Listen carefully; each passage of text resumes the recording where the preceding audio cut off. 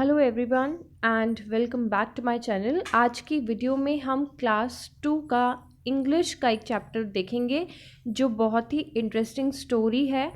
And the story is Curly Locks and the three bears. Story का नाम क्या है? Curly Locks and the three bears. चलिए तो स्टार्ट करते हैं। इस वीडियो के अंदर हम चैप्टर का रीडिंग देखेंगे और उसकी स्टोरी को समझेंगे कि क्या स्टोरी के अंदर कहा गया है और न्यू वर्ड्स को हम डिस्कस करेंगे। तो देखिए स्टोरी क्या है। Curly Locks and the three bears. Once there was a girl with curly hair. Her name was Curly Locks. एक बार की बात है, एक लड़की थी जिसके कर्ली हेयर थे, यानी कि घुंघराले बाल थे। कर्ली मतलब क्या होता है? CURLY। कर्ली मतलब होता है घुंघराला। ठीक है, तो आपने देखा होगा कि बहुत सी लड़कियां होती हैं जिनके घुंघराले बाल होते हैं, यानी कि कर्ली हेयर। ठीक है, her name was Curly Locks, और उसके घुंघराले बाल थे, इसी वजह से उसका नाम क्या था? Curly Locks. ठीक है, the girl had curly hair, so her name was Curly Locks. इस वजह से उसका नाम भी क्या पड़ गया था? Curly locks. One day she went the forest near her house. एक बार उसने क्या किया, वो जंगल में गई। अब उसके घर के पास एक जंगल था, वहाँ पर वो निकल गई। शी सॉ अ कॉटेज, और उसने क्या देखा? Cottage, COTTAGE।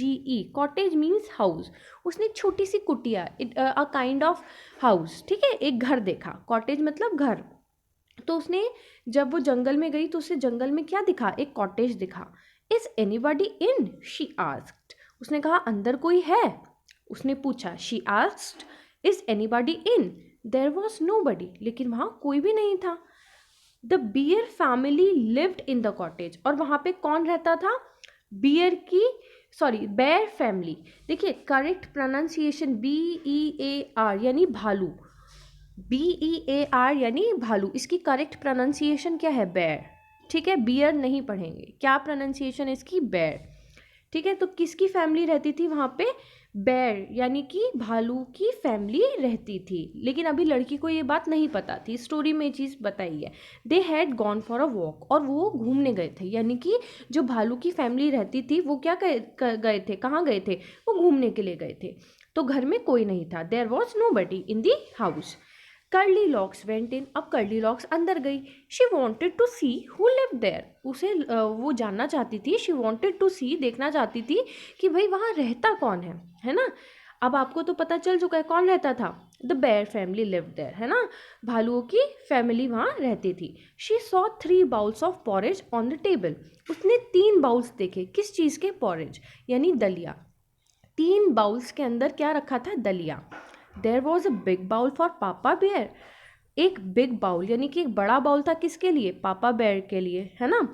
A middle size bowl for mama bear and a tiny little bowl for baby bear. तो एक मिडिल साइज का बाउल था, किसके लिए? मामा बेयर के लिए। और टाइनी सबसे छोटा बाउल किसके लिए था?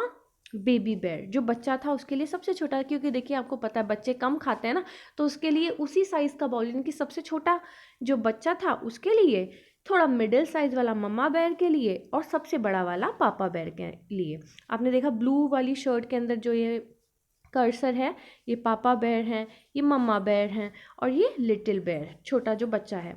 Curly locks was hungry. Curly locks क्या था? भूखा था, भूखी थी। कर्ली लॉक्स वॉज हंग्री, वो लड़की भूखी थी। She ate the porridge from the big bowl, तो उसे बहुत भूख लगी थी, तो उसने जो बड़े बाउल के अंदर दलिया था वो खा लिया। It was very hot. जो बड़े बाउल के अंदर जो दलिया था वो बहुत गर्म था।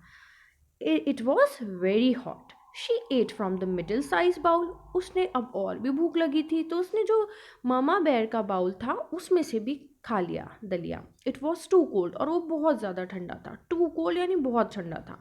पापा बेयर वाला बहुत गर्म था, मामा वाला जो मामा बेयर का दलिया था वो बहुत ज़्यादा ठंडा था। She ate from the tiny little bowl. अब उसे और भूख लगी, तो उसने है ना जो बच्चे वाला बाउल था जिसमें उनका दलिया था उसे भी खा लिया। इट वॉज जस्ट राइट, वो बिल्कुल ठीक था, ना ज़्यादा गर्म ना ज़्यादा ठंडा। Next, Curly Locks ate up all the porridge. Curly Locks ने सारा का सारा पॉरेज यानी सारा का सारा दलिया खा लिया। Then she went to the bedroom, और खाना खाने के बाद आपको पता है नींद आती है, तो वो कहाँ गई? She went to the bedroom. There was a big bed for papa bear, जो बड़ा बेड था किसके लिए था? पापा बेर के लिए।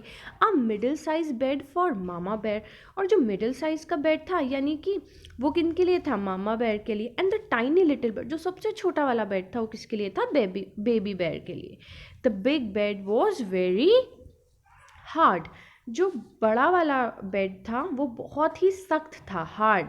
The middle size bed was too soft, और जो ममा बेर का बेड था वो बहुत ज़्यादा सॉफ्ट था। But the tiny little bed was just right, लेकिन जो बच्चे के लिए, बच्चा जो था बेबी बेर, उसके लिए जो बेड था वो मतलब बिल्कुल ठीक था, ना ज़्यादा हार्ड ना ज़्यादा सॉफ्ट।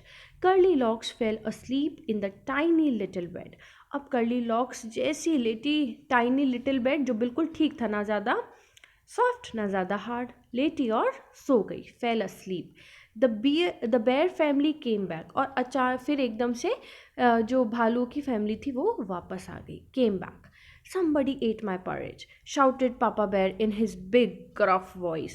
एकदम पापा बेर बहुत तेज से शाउट यानी चिल्लाए कि किसी ने मेरा दलिया खा लिया। Somebody ate my porridge too, said mama bear. Mama बेर ने कहा कि मेरा भी किसी ने दलिया खा लिया। Somebody finished all my porridge, said baby bear in his tiny little voice। अब जो बच्चा था उसने भी अपनी धीमी सी आवाज़ में कहा किसी ने मेरा भी सारा दलिया ख़त्म कर दिया है। Somebody finished all my porridge। The bear family went to the bedroom, जो बेयर की फैमिली थी वो अब बेडरूम में गई। अब बेडरूम में उन्होंने क्या देखा? Somebody slept in my bed, shouted papa bear in his big gruff voice. अब पापा बेयर एकदम से चिल्लाए कि भाई कोई मेरे बेड पे पक्का सोया था। अब देखिए यहाँ पे एक वर्ड है GRUFF, ग्राफ, यानी कि बहुत ही कठोर रफ वॉइस के अंदर बहुत तेज से चिल्ला के पापा बेर ने कहा कि भाई पक्का मेरे बेड पे भी कोई सोया है ना, big gruff voice. Next, somebody slept in my bed too, said mama bear. Mama बेर ने भी कहा कि मेरे भी बेड पे पक्का कोई सोया है। Somebody is sleeping in my bed, said baby bear in his tiny little voice. अब बेबी बेर ने क्या कहा? समबडी इज स्लीपिंग, कि मेरे बेड पे कोई सो रहा है ना। Somebody is sleeping in my bed, said baby bear in his tiny little voice। Curly locks walk up, और कर्ली लॉक्स उठ गई, है ना। सुनकर ये सब कर्ली लॉक्स अचानक से उठ गई। She saw the 3 bears, she jumped down and ran out of the cottage as fast as she could. अब उसने जैसी आंखें खोली उसने किसको देखा? शी सॉ द 3 bears, उसे तीनों भालू दिखे। शी जम्प्ड डाउन, अचानक से वो कूदी अपने बेड से, and ran out of the cottage, और बहुत तेज से दौड़ के कॉटेज के बाहर चली गई। As fast as she could, क्योंकि वो डर गई थी, है ना। तो जितना जल्दी भाग सकी, फटाफट जंप करके वो कॉटेज से बाहर निकल गई। ठीक है, तो ये स्टोरी देखी हमने, बहुत इंटरेस्टिंग स्टोरी थी कर्ली लॉक्स के बारे में, है ना। एक गर्ल जिसके कर्ली हेयर थे, इसी वजह से उसका नाम क्या था? Curly locks. हमने इसके अंदर कुछ न्यू वर्ड्स भी देखे। कौन कौन से न्यू वर्ड्स देखे एक बार हम फिर से यहाँ पे देख लेते हैं, इंपॉर्टेंट वर्ड्स को डिस्कस कर लेते हैं। कौन कौन से वर्ड हैं? कॉटेज यानी कि हाउस को बोला गया है, ठीक है। फॉरेस्ट यानी कि जंगल, आपको ये स्पेलिंग्स भी पता होनी चाहिए। नेक्स्ट इज पॉरेज यानी कि दलिया। एक वर्ड यहाँ पर आपको है जो पता होना चाहिए, इम्पॉर्टेंट वन इज ग्रफ। आगे आएगा यहाँ पर ये GRUFF, ग्रफ यानी कि रफ वॉइस, बहुत ही कठोर हार्श आवाज़ में बोलना, ठीक है। शाउटेड यानी कि चिल्लाना, शाउटेड यानी कि चिल्लाना। तो हमने ये सारे वर्ड्स देखे, स्टोरी को देखा। आप इस स्टोरी को दोबारा एक बार देखिए, और इसमें जो भी न्यू वर्ड्स आए हैं उनकी प्रोनाउंसिएशन और उनकी स्पेलिंग्स पर ध्यान दीजिए। Thank you children.